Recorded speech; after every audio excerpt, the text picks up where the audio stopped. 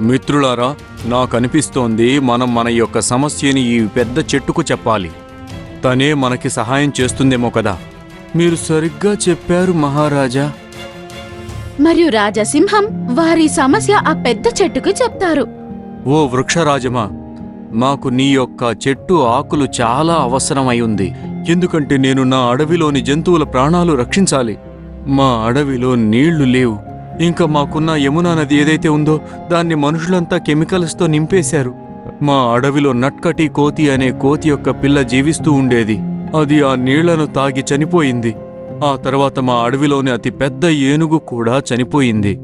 నేను కేవలం ఏం కోరుతున్నానంటే నా అడవిలోని జంతువులు సురక్షితంగా ఉండాలి. ఇంకా అది ఎప్పుడు జరుగుతుందంటే మీ యొక్క చెట్టు ఆకుల్ని మేము తీసుకెళ్లి ఆ నదిలో వేసినప్పుడు. అలాగే మహారాజా, నాకు ఇది విని చాలా బాధ వేసింది. అందువల్ల నేను మీకు ఖచ్చితంగా సహాయం చేస్తాను.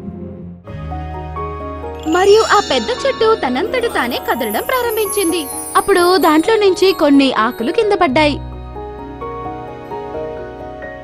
మరియు రాజసింహం ఆ ఆకుల్ని తీసుకుంటుంది. మీకు చాలా చాలా ధన్యవాదాలు వృక్షమా. జంతువులన్నీ అక్కడి నుంచి వెళ్లిపోయాయి. రాజాసింహం ఆ ఆకుల్ని తీసుకెళ్లి నదిలో వేస్తాడు. మరియు వారి అడవి యొక్క జంతువుల యొక్క ప్రాణాల్ని కాపాడింది. మరియు మంచి రాజు అని పేరు సంపాదించింది.